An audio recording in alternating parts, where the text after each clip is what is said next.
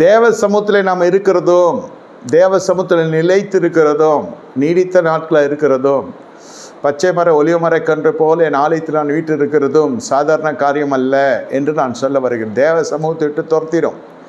இங்கே கொரிந்தியரில் பவுல் சொல்லுகிறார், எதை கேட்டாலும் மனைவி அந்த சகோதரிகள் இடத்துல பவுல் அடிக்கிறார், எழுதுகிறார் தன் நிருபத்தில், எதை கேட்டாலும் புருஷனத்தில் வீட்டில் கேட்டு வந்துருங்க.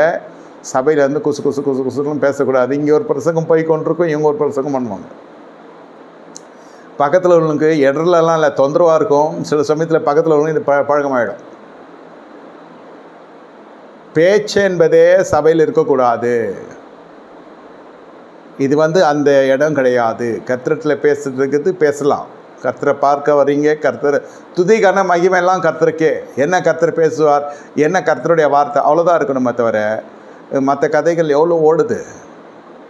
அதுக்கு தான் பவுல் அப்படி சொல்லுகிறார்.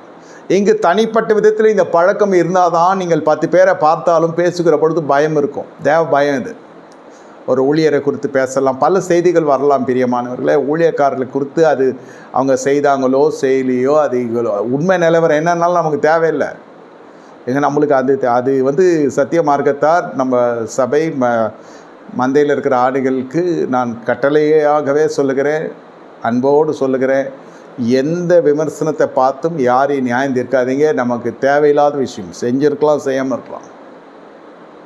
Please don't divert your concentration. இது பிசாசு உங்களுடைய கவனத்தை திசை திருப்புது.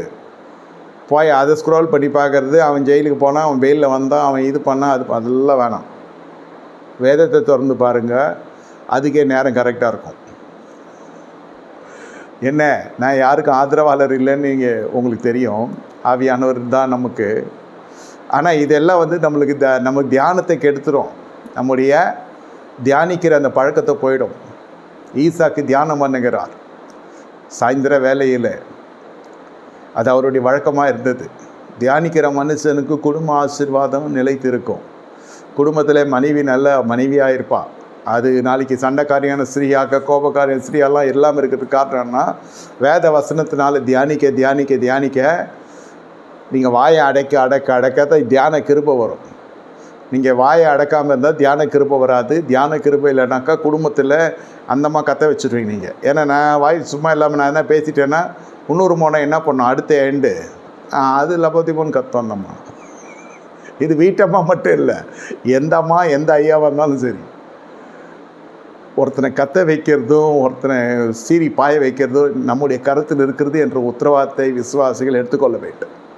எவ்வளோ கோபம் கொண்டவன் வந்தாலும் நீங்கள் பேசுகிற வார்த்தையோட சாந்தமாக்கும்.